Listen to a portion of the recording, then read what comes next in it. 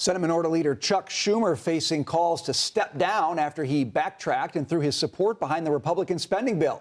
And new polls showing most voters hold unfavorable views of the party, the lowest in the poll's history, with many voters on the left wondering who's in charge. Abysmal numbers and no clear direction when asked who's running the party. I think what you just articulated about who Americans think the leader of the Democratic Party is says it all. We are rudderless, and somebody will rise. We failed to introduce the country to a whole bench of compelling young candidates, many of whose names are known, many not. That's why we made a grave error in judgment for a lot of reasons. Welcome to the second hour of the Big Money Show. I'm Brian Brenberg, joined by my co-hosts Taylor Riggs, Dagan McDowell, and Jackie DeAngelis, and our special guest for the hour, Bahnsen Group founder and managing partner, David Bahnsen. Welcome to the program, sir. I'll come to you first on this. I thought these poll numbers are pretty interesting. You know, all the economic headlines have been pretty dour over the past couple weeks, David, and yet you look at how Americans feel about the president and the country, things kind of seem to be going Donald Trump's way right now. I think it's very encouraging on the overall approval net, but this economic number is fascinating, and I'm not trying to pour rain on it, but he was plus 14 economy in 2017, plus 3, plus 9, plus 12, his 4 years in first term. He's now minus 12. Never happened before.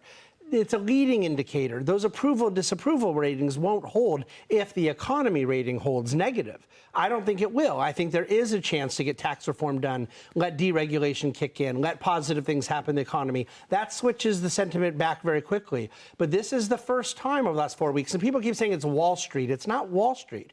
It's embedded in other metrics too. There's concern. It's the uncertainty element out there. I think he has plenty of chance to right that ship, but if that goes the wrong way, the approval ratings will go the wrong way too. It is true. His economic ratings were lower than he's ever seen, but Dagan, that also strikes me, if there's any number that Donald Trump could make up ground on very, very quickly, it's on the economy. Absolutely, through messaging, and he is his own best messenger. But one thing that Treasury Secretary Scott Bessent said yesterday, and the first thing out of Kristen Welker's mouth on Meet the Press was, went through the, and I've said this before, went through the litany of polls, consumer sentiment, you know, J.P. Morgan and Goldman Sachs lowering their growth expectations. Why are they wrong? And he said, I'm not going to, he said, look, I'm not going to say that. That went on for a long time under the Biden administration. I'm not going to point fingers. And they're in essence saying, the American people feel what they feel. And he said they were traumatized by the affordability crisis of the last 4 years. We've been in office for 8 weeks. But that is a sea change in the way the American people have been spoken to, or under Biden and all of the Democrats. And by the way, that's why the American people think that you utterly suck, because you talk down to them and you act like they were suffering month after month, year after year, and you gaslit them and told them what they were feeling wasn't real, and that you just needed to wake up to the reality of how good you've got it.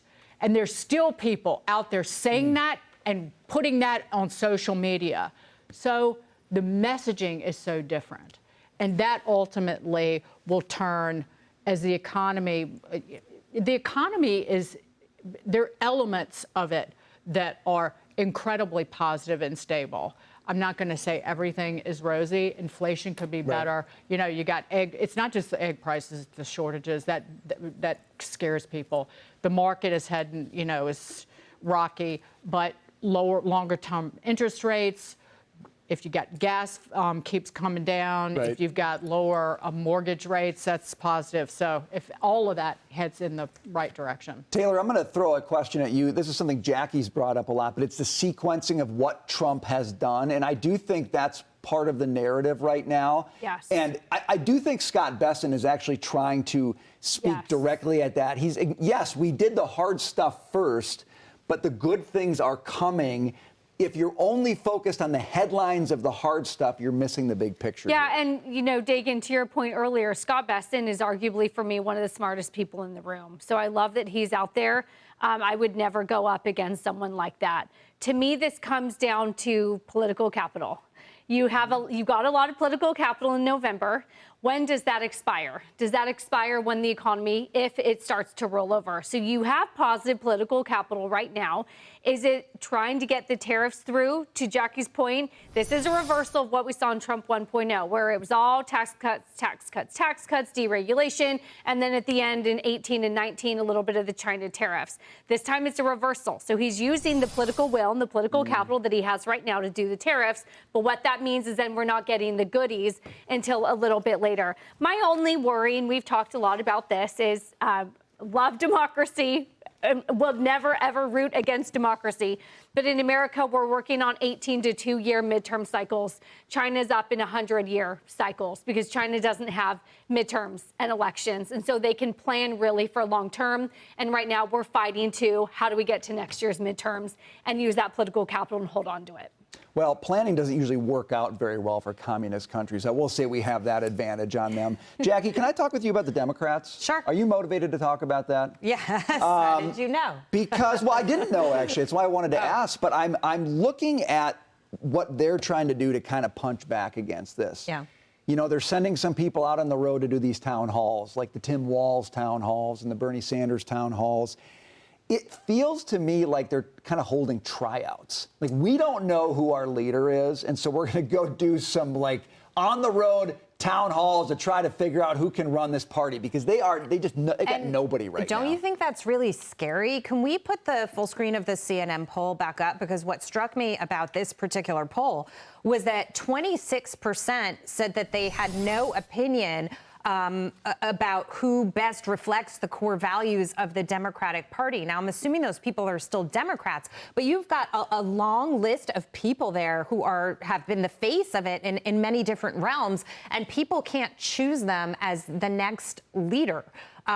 So this rudderlessness that was brought up in that soundbite, I think, is really important because, Taylor, to your point, they don't have a ton of time before the midterms to kind of decide who their leader is, what the messaging should be. And when you looked at those percentages, all right, Barack Obama isn't in the racket anymore. Nancy Pelosi's really old. Newsom's only getting 2%, and he's the slickest that they've got. Slick doesn't mean that he's good, but he's like a snake charmer. So, Kamala Harris had 9%. That was or under AOC at 10%, which is also scary in its own right. So when you really start to break down what the polling looks like, it looks terrible for them. And I also just want to bring up this NBC News poll as well, because the Democrat Party hit its new low. 27% of registered voters say they've got a positive view of this party. So they need to fix that quickly instead of doing town halls and trying to sort of beta test people to see who's going to stick. David, Jackie invoked the name of Gavin Newsom in California as one of these non-leader leaders. My contention has been I think he's really well positioned for the Democrats right now, partly because he's the only one who's out there who is actually sort of seeming like he's trying to kind of tack to the middle. Do you think that approach and that guy combined could be who emerges out of this? First part, yes, that approach. Second part, that guy, no. He's the governor of a failed state. That's not going to change. He's an elitist, snobbish, too well-coiffed, just absolutely intolerable, insufferable human being. No possibility Gavin Newsom can get elected president in this country. Now, the AOC thing should concern everyone. Because especially if the right is going to keep doing all this populist stuff, eventually, the left will give away more toys than we will. Okay? Yep. And AOC will, as she's an attractive, presentable, intelligent, articulate, but I disagree with her on every single thing she believes. But she can use social media, she can use youth and energy. So all the liabilities that Kamala Harris had, AOC won't have. And yet, if that's what America's going to be buying in a few years, now how do you keep America from buying that? By delivering a good economy, by delivering on the supply side, tax cuts, deregulation, energy independence. That's what I think the Trump administration has to stay laser focused on. I believe they will. But if they don't, if the people that made President Trump president decide, no, they didn't deliver, I could see them turning to AOC. Absolutely. She's the front runner outside of that blank space. The blank space. The blank upper left corner there. Taylor Swift, blank space. Gavin Yes. Newsom has doubled him, though, in the polls. He was at 1%, he went to Well, 2. look at him go. One Rate of person who change. wasn't in that poll is John Fetterman. That's right. John Fetterman is Great point. the single person who led some of the Democrats to do the right thing and move to keep the government funded and open. And he actually is And- supportive of Israel. Yeah. And, well, he speaks his mind. Yeah. And Jasmine Crockett can make fun of John Fetterman all she wants, but he is, I made fun of him and I've apologized for it because he at least speaks his mind and speaks his truth, which is something I can't think of another Democrat who can speak truth. Yeah, I think he's Democrats' comeback player of the year so far.